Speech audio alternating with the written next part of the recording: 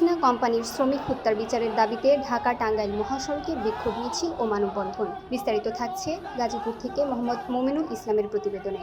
গাজীপুর মহানগরের কালিয়াকৈর উপজেলার শফিপুর আনসার একাডেমির পাশের ওয়ালের নিচে পড়ে থাকা ইবনে সিনা কোম্পানির শ্রমিক হত্যার বিচারের দাবিতে ঢাকা টাঙ্গাইল মহাসড়কে বিক্ষোভ মিছিল ও মানববন্ধন কর্মসূচি পালন করেছে বিক্ষুব্ধ সহকর্মীরা।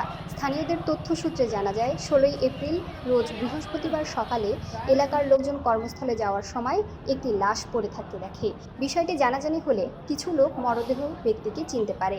জানা যায় তিনি বগুড়া জেলার নন্দীগ্রাম থানার ভাটহাট গ্রামের নবাব আলী পুত্র শফিকুল ইসলাম বুলবুল।